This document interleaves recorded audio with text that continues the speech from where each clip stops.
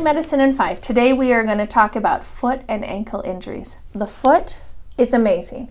It has 26 bones, 30 joints, and over 100 muscles, ligaments, and tendons. Foot and ankle injuries are super common. We see a ton of them in family practice. Actually, they account for over 600,000 ER visits a year. We're going to look at some pictures that I took, some x-rays, and talk about the history and the diagnosis that we found. So we're going to play a little game called Find the Fracture. Here we go.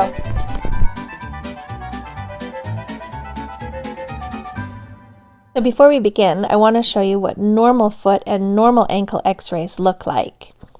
Our first patient was a 62-year-old female who stubbed her pinky toe on a coffee table. Can you find the fracture? It's in the 5th toe, and it's an oblique fracture of the proximal phalanx. We buddy taped this together and placed her in a special shoe, a post-op shoe, for 6 weeks, and it healed wonderfully. Our next patient was a 15-year-old girl who jumped off a fence a few months ago and had continual pain. She has a fracture, an osteochondral lesion of the talus bone.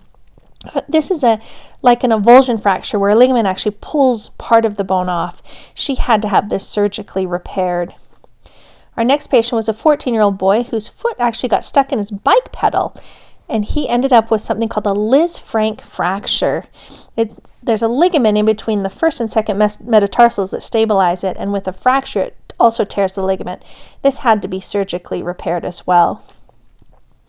Our next patient is a 44-year-old female who was rock climbing, and she fell about 14 feet and landed on the ball of her foot. She has a non-displaced transverse fracture of the second metatarsal. It's a little bit tricky. We were able to stabilize her in a boot, and it also healed. Our last patient is actually a 30-year-old male who had a basketball injury. He was seen initially, and there was no fracture, but he returned about a week later with significant bruising, and we ordered an MRI, and he had 2 ligament tears. So not all injuries are seen initially on x-ray, but can be just as serious and require surgery as this gentleman did. Awesome. Wasn't that great to look at those pictures? Every time I take an x-ray, I'm amazed that I get to look inside somebody's body. We're going to end with a little joke, a foot joke. What did my sister say when I stepped on her foot? Oh, my toesies. Have a good day.